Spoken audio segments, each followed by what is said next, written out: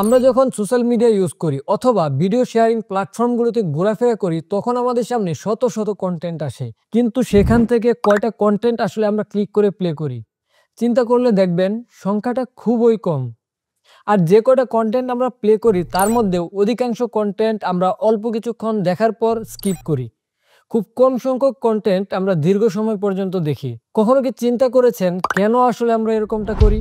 আর আপনি যদি একজন ভিডিও এডিটর, কন্টেন্ট ক্রিয়েটর অথবা বিজনেস ওনার হয়ে থাকেন তাহলে কিভাবে এমন একটি কন্টেন্ট আপনার অডিয়েন্সের জন্য বানাবেন যেটা আপনার অডিয়েন্স দেখার পর স্কিপ করে চলে যাবে না, বরং দীর্ঘ সময় পর্যন্ত দেখতে থাকবে। হ্যাঁ, আজকের ভিডিওতে আমরা এই বিষয়গুলো নিয়ে কথা বলার চেষ্টা করব, তাই শেষ পর্যন্ত ভিডিওটি দেখতে থাকুন। বর্তমানে মানুষের গড় অ্যাটেনশন স্প্যান রেট হচ্ছে মাত্র 8 সেকেন্ড। হ্যাঁ, শুনতে কিছুটা অবাস্তব লাগলেও এটি সত্য। মাত্র 8 সেকেন্ড, যা একটি গোল্ডফিশের অ্যাটেনশন স্প্যান রেট থেকেও কম। যখন মানুষের অ্যাটেনশন ধরে রাখাটা অনেক বড় একটি চ্যালেঞ্জ হয়ে দাঁড়িয়েছে, এই সময়টাতে এসে যে ব্যক্তি বা প্রতিষ্ঠান মানুষের অ্যাটেনশন দীর্ঘ সময় পর্যন্ত ধরে রাখতে পারবে তারাই ভালো কিছু করতে পারবে। এখন অনেকের মাথায় একটা প্রশ্ন আসতে পারে যে অডিয়েন্সের অ্যাটেনশন দীর্ঘ সময় পর্যন্ত ধরে রাখার সাথে আসলে ভালো কিছু করার সম্পর্কটা কোথায়? আপনাদেরকে ছোট্ট একটি উদাহরণ দিচ্ছি, তাহলে বিষয়টা আরো সহজে বুঝতে পারবেন। অনেকে হয়তোবা মিস্টার বিস্টকে চিনেন, বর্তমানে ওয়ার্ল্ডের নাম্বার 1 কন্টেন্ট ক্রিয়েটর। সে কিন্তু হুট করে এত জনপ্রিয় হয়ে যায়নি। শুরুর দিকে তারও অডিয়েন্স এত ছিল না।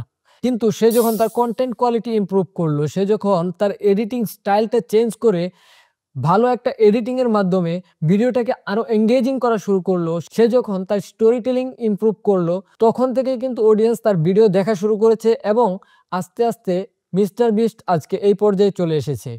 এখন সে শুধু একজন কন্টেন্ট ক্রিয়েটর না, বরং একটা ব্র্যান্ড হয়ে গিয়েছে। এখন সে বিভিন্ন বিজনেস লঞ্চ করতেছে, বিভিন্ন সার্ভিস অফার করতেছে, আরো অনেক কিছু করতেছে। এগুলো সম্ভব হচ্ছে কারণ তার কাছে রয়েছে হিউজ পরিমাণ অডিয়েন্স, তার কাছে রয়েছে অডিয়েন্সের অ্যাটেনশন। সো এই জন্যই বলেছিলাম যে প্রতিষ্ঠান বা যে ব্যক্তি অডিয়েন্সের অ্যাটেনশন ধরে রাখতে পারবে সেই বর্তমান সময়ে ভালো কিছু করতে পারবে। এখন অনেকের মাথায় একটা প্রশ্ন আসতে পারে যে গুড কোয়ালিটি কন্টেন্ট আসলে তৈরি হয় কিভাবে? একটা গুড কোয়ালিটি কন্টেন্ট তৈরি করার জন্য অনেকগুলো প্রসেস, অনেকগুলো ধাপ অতিক্রম করতে হয়। তো এই সব কিছুর মধ্যে অনেক গুরুত্বপূর্ণ একটি ভূমিকা পালন করে হচ্ছে ভিডিও এডিটিং। হ্যাঁ, ভিডিও এডিটিং এর মাধ্যমেই সম্ভব দীর্ঘ সময় পর্যন্ত অডিয়েন্সের অ্যাটেনশন ধরে রাখা।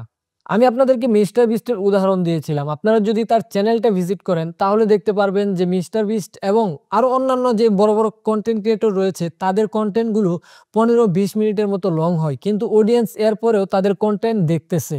এর কারণটা আসলে কি? কারণ হচ্ছে তাদের কন্টেন্ট কোয়ালিটি ভালো, তাদের এডিটিং স্টাইলটা ভালো, যার কারণে অডিয়েন্স দীর্ঘ সময় পর্যন্ত তাদের কন্টেন্ট দেখতেছে এবং এঙ্গেজ হচ্ছে। অডিয়েন্স বোরিং ফিল করতেছে না।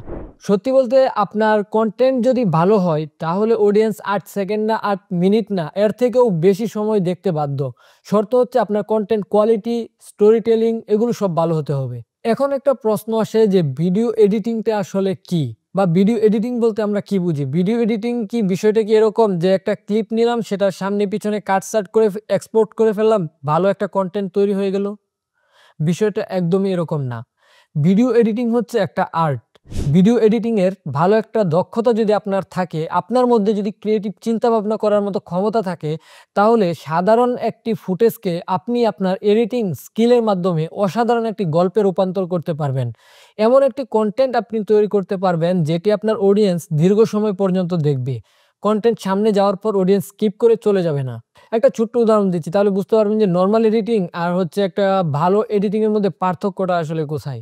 আপনাকে আমি অনেক দামি ক্যামেরায় শুট করা একটা ভিডিও দিলাম, আপনি কি করলেন? জাস্ট সামনে পিছনে কাটছাঁট করে ভিডিওটা এক্সপোর্ট করে সোশ্যাল মিডিয়ায় পোস্ট করে দিলেন। সেই ভিডিওতে আপনি না কোনো পারফেক্ট মিউজিক ইউজ করেছেন, না কোনো সাউন্ড ইফেক্ট ইউজ করেছেন, না কালার গ্রেডিং করেছেন, না অ্যানিমেশন দিয়েছেন, কিছুই করেননি। এই কন্টেন্ট যখন অডিয়েন্স দেখবে তখন কি আপনি আশা করতে পারেন যে অডিয়েন্স দীর্ঘ সময় পর্যন্ত এই কন্টেন্টের সাথে থাকবে? এটা অসম্ভব। অপরদিকে আমি আপনাকে ফোনে ধারণ করা একটা ভিডিও দিলাম, আপনি কি করলেন? সেই ভিডিওটাতে অনেক ভালো মতো এডিটিং করলেন, perfect sound effect, music, colour grading, আরও যা যা প্রয়োজন, অ্যানিমেশন সবকিছু আপনি এই মোবাইলে ধারণ করা ভিডিওতে অ্যাপ্লাই করলেন।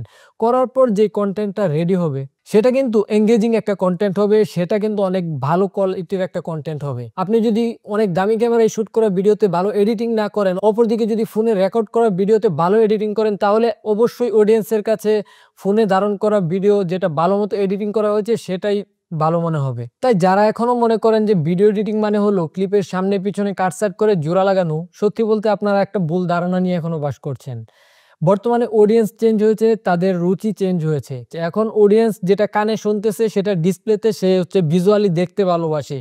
যখন আপনি কোনো একটা ইনফরমেশন কনটেন্টে শেয়ার করতেছেন সেটা সে ভিজুয়ালি দেখতে আরো ভালোবাসে এবং এটা অডিয়েন্সের মাথায় অনেক সময় পর্যন্ত থাকে। সো আপনার গুড কোয়ালিটি কনটেন্ট তৈরি করার জন্য আপনার ভিডিওতে হচ্ছে perfect sound effect, perfect music, colour grading, animation এই সবগুলো বিষয়ের হচ্ছে একটা পারফেক্ট কম্বিনেশন থাকতে হবে। এই সবগুলো যখন আপনার কনটেন্টে থাকবে তখনই হচ্ছে একটা কনটেন্ট গুড কোয়ালিটি কনটেন্ট হবে, যেটা দীর্ঘ সময় পর্যন্ত অডিয়েন্সের অ্যাটেনশন ধরে রাখতে পারবে এবং আপনার ব্র্যান্ড ভ্যালু, আপনার পার্সোনাল ব্র্যান্ড ভ্যালু সবকিছু হচ্ছে বৃদ্ধি করতে পারবে। এখন অনেকের মাথায় একটা প্রশ্ন আসতে পারে যে ভিডিও এডিটিংটা কি আসলে ডিমান্ডেবল কিছু কিনা? আপনি যদি নরমালি গুগল করেন তাহলেও দেখতে পারবেন যে বর্তমানে হাই ডিমান্ডেবল যে স্কিলগুলো রয়েছে তার মধ্যে ভিডিও এডিটিংও একটি। আপনি যদি ভিডিও এডিটিং এ ভালো একটা দক্ষতা রাখেন তাহলে আপনি শুধু একজন ভিডিও এডিটর হিসাবেই পরিচিতি লাভ করবেন না, বরং আপনি একজন গুড স্টোরি টেলার হিসাবেও পরিচিতি লাভ করবেন। কারণ আপনি ভিডিওর মাধ্যমে অডিয়েন্সকে সুন্দর একটা স্টোরি বলতে পারেন। আপনার এডিটিং স্টাইলের মাধ্যমে আপনি অডিয়েন্সকে সুন্দর একটা মেসেজ দিতে পারেন, একটা গল্প সুন্দরভাবে আপনি ভিজুয়ালি হচ্ছে উপস্থাপন করতে পারেন। সো আপনি যদি ভালো একটা স্কিল অর্জন করতে পারেন তাহলে আপনি কিন্তু জাস্ট ভিডিও এডিটর বিষয়টা এরকম না, আপনি একজন গুড স্টোরি টেলারও হতে পারতেছেন। সো যারা হচ্ছে ভিডিও এডিটিং শিখতে আগ্রহী, যারা হচ্ছে ভিজুয়ালি স্টোরি টেলিং করতে পছন্দ করেন, আমি আপনাদের সাথে আমার দীর্ঘ সময়ের অভিজ্ঞতাগুলো শেয়ার করব। আমি নাজমুল হাসান, একজন প্রফেশনাল ভিডিও এডিটর। দীর্ঘ ৫ বছর যাবৎ লোকাল এবং ইন্টারন্যাশনাল ক্লায়েন্টদের সাথে কাজ করছি। এই দীর্ঘ সময় কাজ করার মাধ্যমে আমি যে অভিজ্ঞতাগুলো অর্জন করেছি, যেই বিষয়গুলো আমি শিখেছি, আমার সেই সকল লার্নিং পয়েন্টগুলো, সেই অভিজ্ঞতাগুলো আমি ধাপে, ধাপে আপনাদের সাথে আমার ভিডিওর মাধ্যমে শেয়ার করব ইনশাল্লাহ। তো আজকের ভিডিওটি আপনাদের কেমন লেগেছে অবশ্যই কমেন্ট করে জানাতে ভুলবেন না। আর হ্যাঁ, ভিডিও এডিটিং একটা গুড কোয়ালিটি কনটেন্ট তৈরি করার জন্য কতটা গুরুত্বপূর্ণ আপনারা অবশ্যই কমেন্ট বক্সে আপনাদের মতামত জানাবেন। আমার মতামত হলো যে ভিডিও এডিটিং গুড কোয়ালিটি কনটেন্টের জন্য খুবই, খুবই গুরুত্বপূর্ণ। আপনাদের কি মতামত আপনারা কমেন্ট বক্সে অবশ্যই জানাবেন। তো ভালো থাকবেন, দেখা হবে অন্য কোনো ভিডিওতে। আর হ্যাঁ, আমরা পরবর্তী ভিডিওতে কথা বলবো ক্যারিয়ার হিসাবে ভিডিও এডিটিং কেমন। তো সেই পর্যন্ত আমাদের সাথেই থাকুন। আসসালামু আলাইকুম।